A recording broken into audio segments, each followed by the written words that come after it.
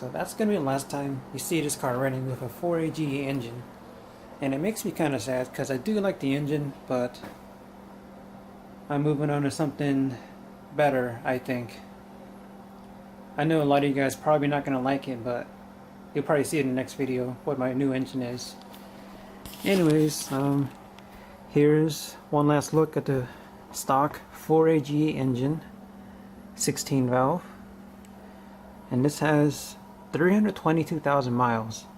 So it's pretty dirty, it's got oil leaks and stuff, but it still runs great. It survived 2 track days of me driving it really hard. So you get a little pat. You did a good job. It's a good engine.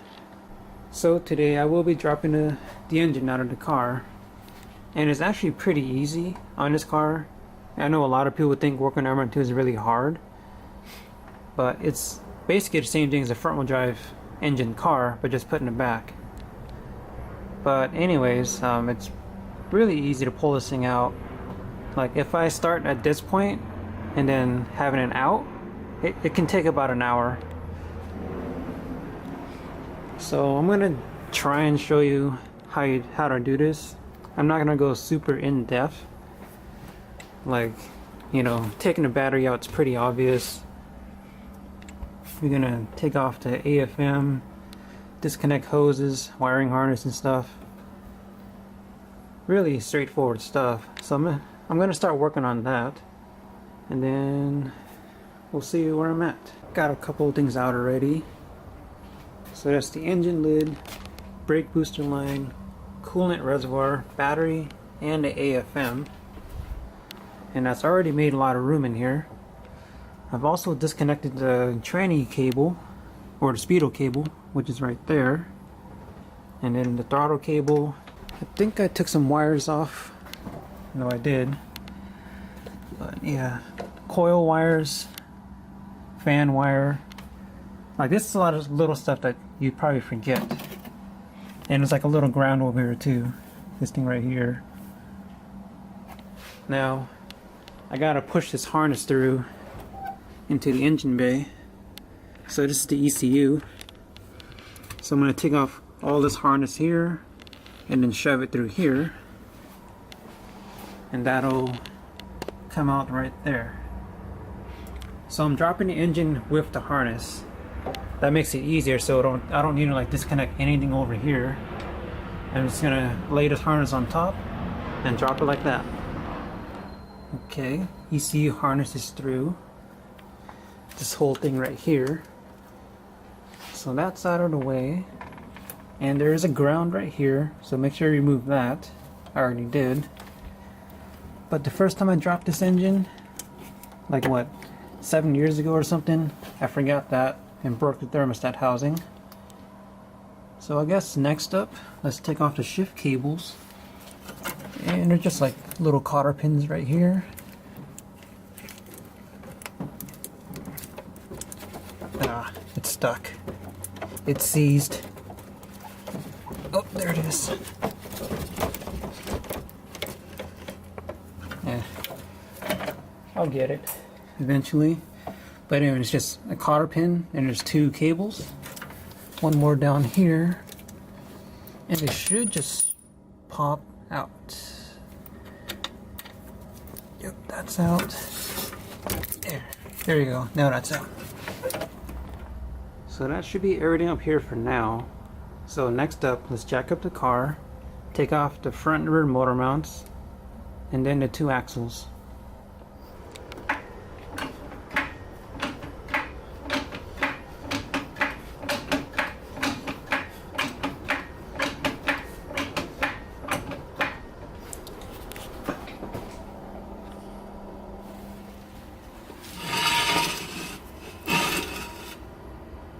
Okay, so this is obvious, but the wheels are chalked, and I've also got the jack stands on here. But one thing that I don't really see a lot of people do is put like an extra safety thing here, and I'm just using a wheel. So in case this jack stand fails, the wheel will catch the car and you won't get crushed under here. So highly advise you guys start doing this from now on. Put something in there. I've seen a few people die from this on, you know, forums and stuff. So, yeah, it's no joke. Alright, now back to the engine removal. Okay, so under the car, first thing I'm going to do is take off the exhaust. I think there's 3 bolts on the downpipe.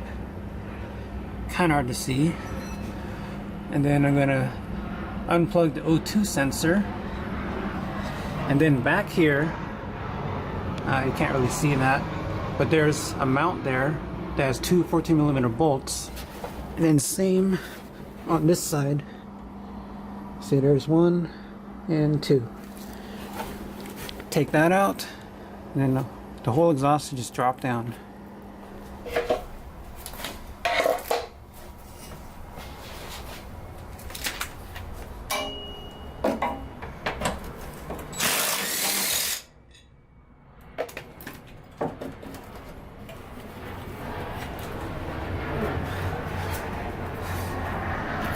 Forgot to show you guys this. So my car had a really nasty exhaust leak, and it's because it broke right there, right after the cat. And that's kind of why I stopped driving this car, because it sounded stupid and it was raspy.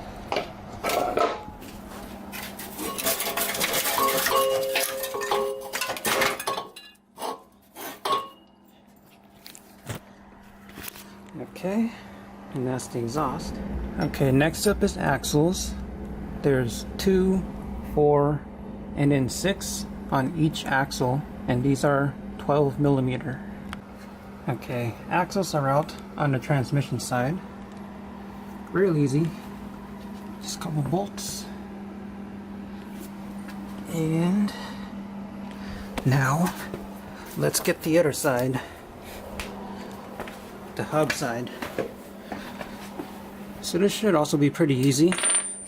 Just take off this cotter pin.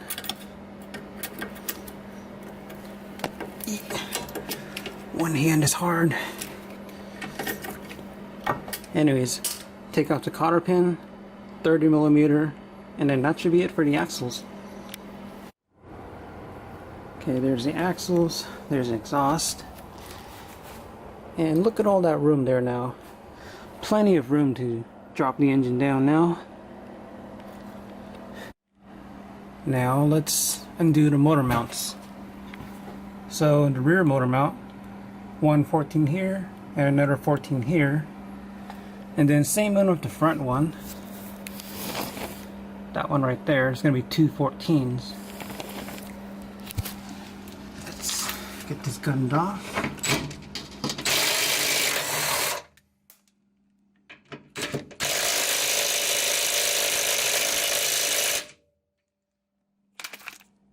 Weak. Okay, the front and rear motor mounts are off. So now that moves. But don't worry about that. The side mounts, so the 2 on the left, or 1 on the left, 1 on the right, holds up 95% of the weight. But these front and rear ones just controls the torque. So these don't really hold up any weight. Alright. Now we can finally move on to fluids. Oh, this kind of sucks working under here, but someone's got to do it, right? Anyways, I do fluids last because, as you can see, I'm working on the ground here, and if I did fluids earlier, then I'll be working in, you know, coolant or something. So I think that's pretty smart, right? So first things up, let's take off this clutch line here, and then we're going to drain the oil, drain the transmission fluid, and then the coolant somewhere up here.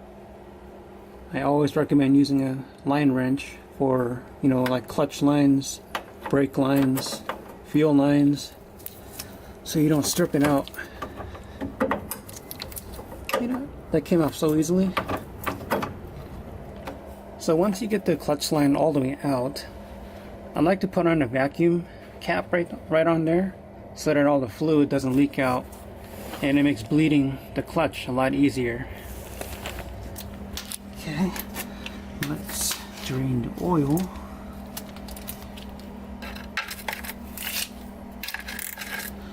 Are you serious?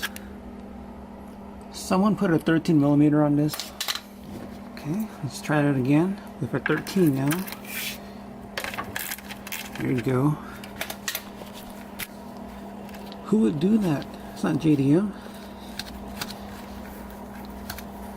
Oh my god, this oil pan is so oily. So is this drain plug.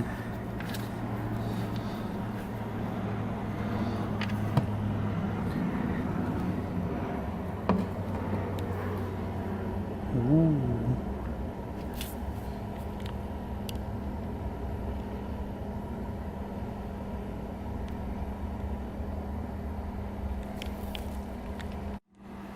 Alright, next up is transmission. So here's the drain, it's a 24, and then a fill somewhere over there, but that's also a 24. See if I can get that loosened up.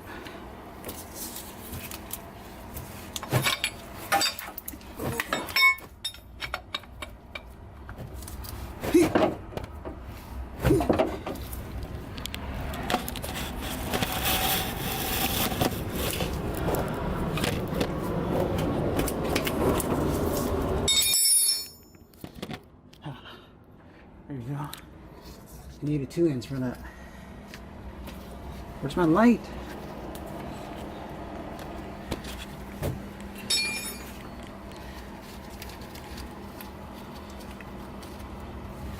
Okay.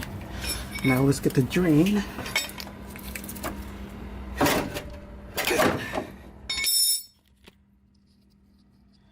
Alright. So if you take the fill plug out, oh, it's already dripping, but if you take that out and then take out the drain, it'll drain out much faster.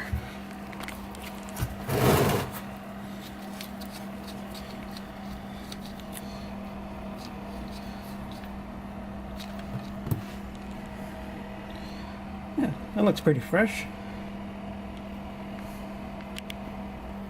Now this is my least favorite part of any engine removal process, and that's draining the coolant.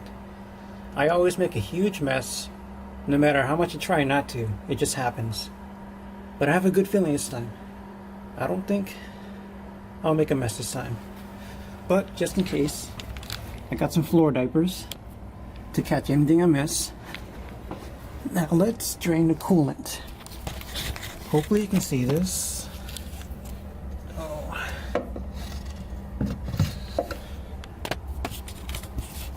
So there's a thing right there, this thing right here, 10mm nut, and then I'm going to attach a hose to that and put it directly to the catch can, and that should minimize any spills.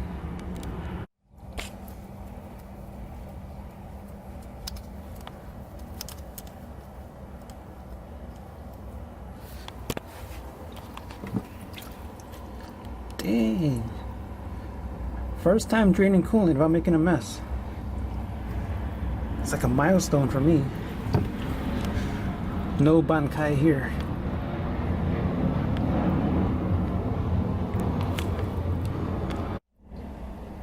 Now while the coolant's draining, now is a good time to take off these oil cooler lines.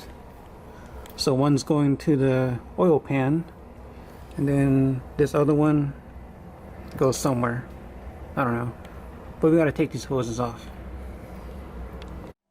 Alright, coolant is drained. Now we can take off the hoses. So we're gonna take off this hose here.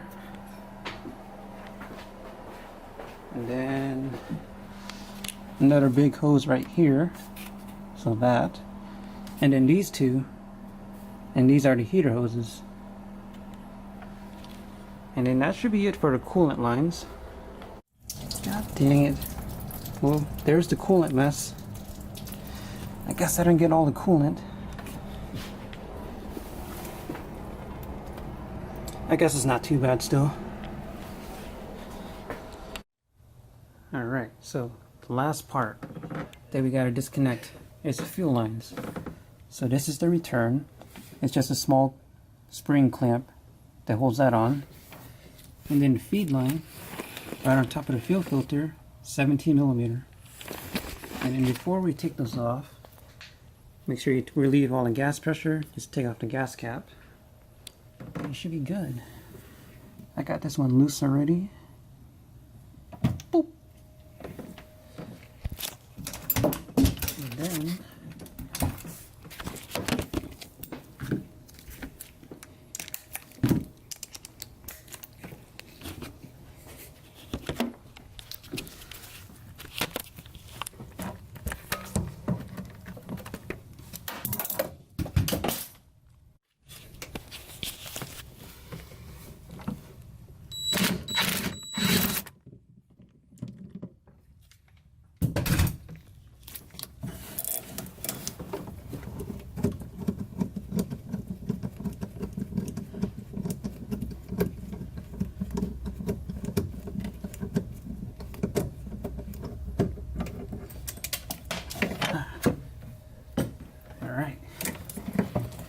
fuel lines are out, and engine is ready to drop. So the last thing we need to take off in order to drop this thing down is the actual motor mounts on the left and the right side. So here's one right there, 17mm on both sides, and this side is actually a pain to get to because you got to get it from the bottom. And if you can see those, and then here's the driver's side. So the one on top is facing up, but then the other two are facing down. So those two are kind of annoying to get to. Okay, so the engine is ready to drop, and I've got two of these Harbor Freight dollies here. One for the transmission and one that's on the oil pan. So I'm going to drop the engine right onto that, jack the car up, and then I should be able to just roll it out.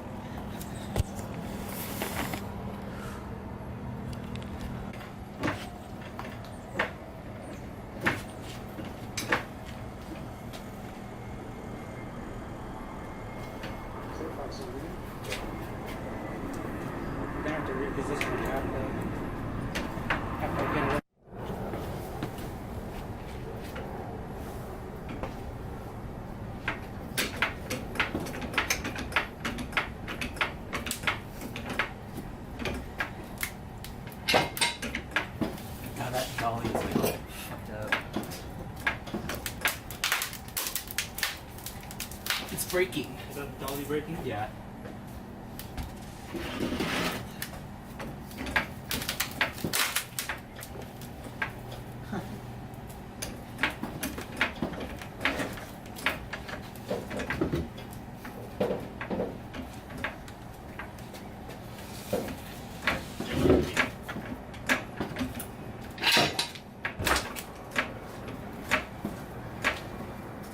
Is your key? It's right in that tape. Almost clear. Almost.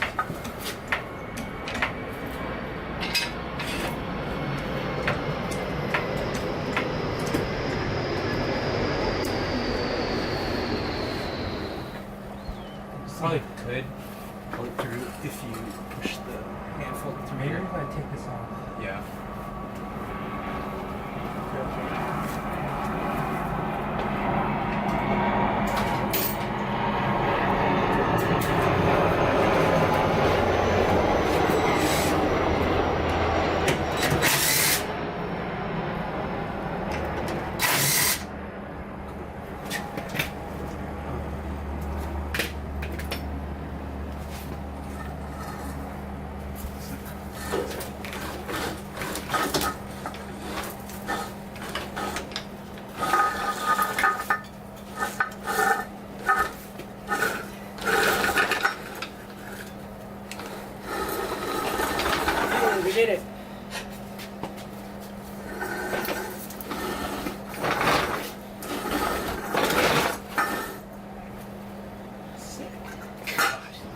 So there it is. Engine and tranny is out.